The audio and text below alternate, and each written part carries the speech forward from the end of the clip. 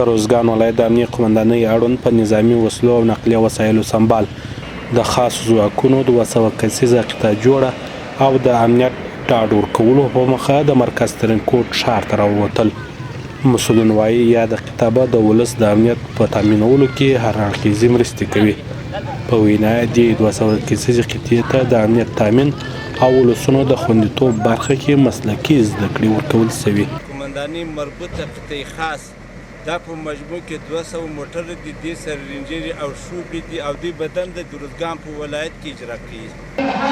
ولایتي مسؤلین ډاډ ورکوي چې یاده قطعه به په دغه ولایت کې د ضرورت په وخت کې عملیات ترسره کوي څو ولس په هوسا توګه ژوند وکړي. په وینا اسلامي امارت هڅه کوي چې د دا ډول جنګیالیو او زړورو امنیتي ځواکونو په روزلو سره ولس او هیواد ته امنیت تامین کړي څو زموږ د هیواد دښمنان چې امنیت ته زیان اړوي مخنیوی یې سوی وي.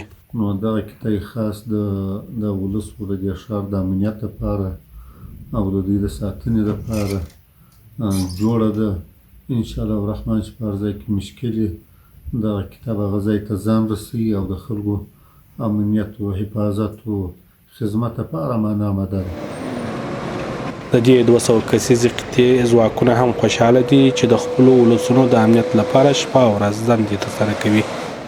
دوی ولسونو ته ډاډ ورکوي چې د هغوی د خوندیتوب لپاره به لا نورې هڅې وکړي.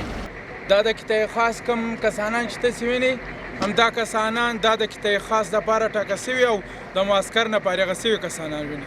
وردغه چې دا جنجال دي جنګ یې اغلا روزګان کې د ولسونو د لا امنیت تامین برخه کې د 200 کسیزه نظامي قطعه داسې مهال دنده پیلوي چې اوس مهال دغه ولایت کې تر بل هر وخت زیات امنیت تامین او خلک د هوسایي ژوند کوي.